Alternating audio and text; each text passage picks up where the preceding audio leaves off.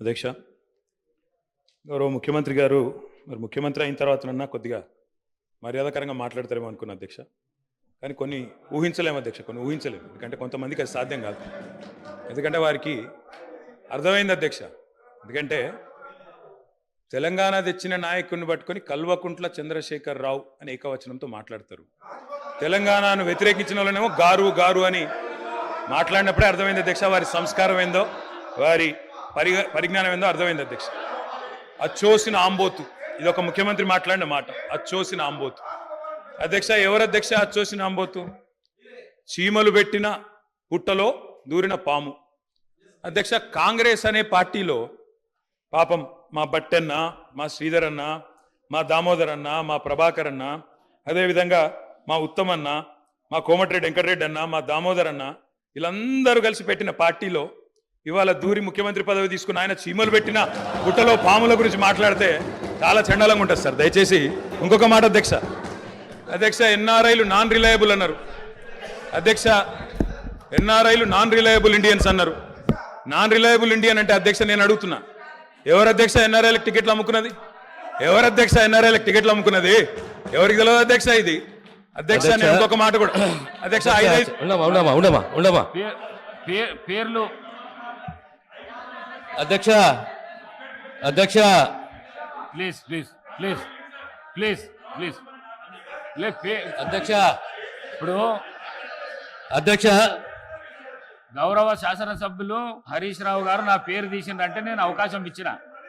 మంత్రి గారు పేరు తీసిండ్రు, మంత్రి గారికి అవకాశం ఇద్దాం మనం. Please please please please please please sir, నేను ఎక్కువ మాట్లాడాను సార్. రెండే అంశాలు మీరు ప్రస్తావించారు. నా పేరే కానీ, బట్టి గారి పేరే కానీ, వీళ్ళందరి పేరు ప్రస్తావిస్తూ వీళ్ళందరినీ కాదని చెప్పి గౌరవ రేవంత్ రెడ్డి గారు ముఖ్యమంత్రి అని చెప్పి. కాంగ్రెస్ పార్టీకి ఒక చరిత్ర ఉంది అధ్యక్ష. చరిత్ర ఏంది అంటే, ప్రభుత్వం పార్టీలో మెజారిటీ ఉన్నప్పుడు మేము ఎప్పుడు కూడా హైకమాండ్కి అప్పచెప్తాము.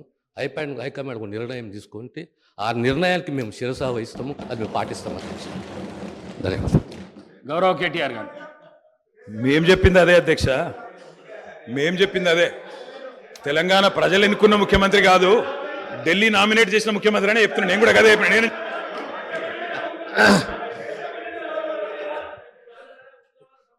ఒక్క నిమిషం. ఈ సంప్రదాయం అనేది కొత్తది కాదు అధ్యక్ష. తెలంగాణ రాష్ట్ర ప్రజలు కూడా తెలుసు, కాంగ్రెస్లో ఈ సిస్టమ్ ఉన్నది, ఈ ఆనవాయితీ ఉన్నది. ఖచ్చితంగా కాంగ్రెస్ పార్టీ ఈ ఆనవాయితీ పాటిస్తుంది. ప్రతి ఒక్క శాసనసభ్యుడు కాంగ్రెస్ పార్టీ నుండి హైకమాండ్ని గౌరవిస్తాడు, హైకమాండ్ ఒక నిర్ణయాన్ని గౌరవిస్తున్న విషయాన్ని తమ ద్వారా గౌరవ సభ్యులు తెలియజేస్తున్నారు అధ్యక్ష. అధ్యక్ష అధ్యక్ష అధ్యక్ష నేను ఒక్కడిని మాట్లాడుతున్నాను ఇక్కడ నుంచి. ముఖ్యమంత్రి గారితో సహా 5 మంత్రులు ఇంటరప్ట్ చేస్తున్నారు. ఇదేం పద్ధతి అధ్యక్ష? ఇది అధ్యక్ష, ఇది మీరు నడపాలా, హౌస్ని మీరు నడపాలా అధ్యక్ష. వారు సార్ సార్ వినండి. In a democracy sir, we have utmost respect for you. Prasad గారు, స్పీకర్ గారు, మీరంటే చాలా రెస్పెక్ట్ ఉంది అధ్యక్ష. The opposition in a democracy has its say, the government has its way. మేము మాట్లాడిన తర్వాత వాళ్ళకి పుష్కలంగా మైక్ ఇవ్వండి, గంటలు మాట్లాడమని నేను వద్దనట్లేదు సార్. కానీ ఈ రకంగా ఒక వ్యక్తి మాట్లాడుతుంటే, ఒక సభ్యుడు మాట్లాడుతుంటే ముఖ్యమంత్రి గారితో సహా 5 మంత్రులు లేచి, ప్రభాకర్ గారు, దామోదర్ గారు, శ్రీధర్ బాబు గారు, బట్టి గారు, ముఖ్యమంత్రి గారు అందరూ మాట్లాడితే, గౌరవ కేటీఆర్ గారికి నా సూచన సార్, గవర్నర్ ప్రసంగం విషయంలో దాన్ని మాట్లాడుతున్నా సార్. నేను వారు మాట్లాడిన దాన్ని మాట్లాడుతున్నా. నేను ఈ డీవియేషన్ రాదు మనకు. నేను అదే అండి, వారు మాట్లాడింది రైట్ సార్. ఎన్ఆర్ఐలు నాన్ రిలయబుల్ ఇండియన్స్ అన్నారు. మరి ప్రపంచవ్యాప్తంగా ఉన్న ఎన్ఆర్ఐలు గమనించాలా. కాంగ్రెస్ పార్టీకి ఎన్ఆర్ఐల మీద ఉన్న గౌరవం, ఎన్ఆర్ఐల పట్ల ఉన్న ప్రేమ, గౌరవ ముఖ్యమంత్రి గారికి ఉన్న ప్రేమ గమనించాలని నేను కోరుతా ఉన్నా. ఇంకొక మాట అధ్యక్ష, ఎన్ఆర్ఐలు అన్నారు అధ్యక్ష. ఎవరు అధ్యక్ష? 100 కోట్ల మంది భారతీయులను కాదని బయట నుంచి తెచ్చుకున్న అధ్యక్షులు చేసుకుంది ఎవరు అధ్యక్ష? బయట దేశం వాళ్ళని తెచ్చుకున్న అధ్యక్షులు చేసుకున్న దుస్థితిలో ఉన్న కాంగ్రెస్ పార్టీ ఎన్ఆర్ఐల గురించి మాట్లాడితే ఎట్లా అధ్యక్ష? ఏదేమైనప్పటికీ అధ్యక్ష ఒకటి వాస్తవం, గత 10 పాలమూరులో వలసలు బంద్ అయినాయి, వాళ్ళ పోతలు బంద్ అయినాయి. 14 రాష్ట్రాల నుంచి కూలీలు వచ్చి వాళ్ళ తెలంగాణలో నాట్లేస్తున్న విషయం వాస్తవం కాదా? 14 రాష్ట్రాల కూలీలు అధ్యక్ష. మీరు నల్లగొండలో ఫ్లోరైడ్ బండ నల్లగొండ గుండె మీద పెట్టిపోతే ఆ ఫ్లోరైడ్ బండను దించింది కేసీఆర్ కాదా? ఆ విషం నీళ్ల పీడ విరగడ చేసింది కేసీఆర్ కాదా? తెలంగాణను ఫ్లోరోసిస్ రహిత రాష్ట్రంగా పార్లమెంటులో ప్రకటించింది కేంద్ర ప్రభుత్వం కాదా? ఇది అబద్ధం అంటారా? సడుగులు విరిగిన సాలెల మగ్గానికి మంచి రోజులు తెచ్చింది కేసీఆర్ ప్రభుత్వం కాదా?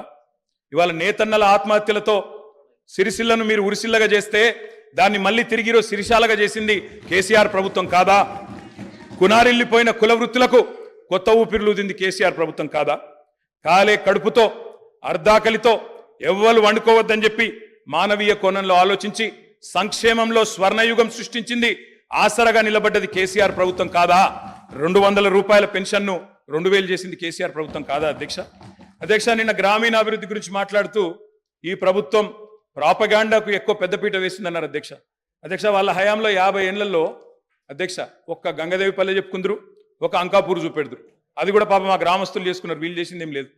కానీ మా హయాంలో మా 10 ఏళ్లలో గర్వంగా చెప్తున్నా సార్, 3% కంటే తక్కువ జనాభా ఉన్న తెలంగాణ జాతీయ పంచాయతీ అవార్డులలో 30% అవార్డులు గెలుచుకునే విధంగా ప్రభుత్వాన్ని నడిపినాం, పల్లె ప్రగతిని చేసి చూపెట్టినాం. కావాలంటే చూసుకోవచ్చు. ఏ పల్లెకు పోయినా ట్రాక్టర్లు, ట్యాంకర్లు, ఏ పల్లెకు పోయినా ట్రాలీలు, ఏ పల్లెకు పోయినా డంపింగ్ యార్డులు, ఏ పల్లెకు పోయినా ఇంటి ముంగడయ్యాల నీళ్లు, బ్రహ్మాండంగా చెట్లు. ఇవి వాస్తవాలు కాదా అధ్యక్ష?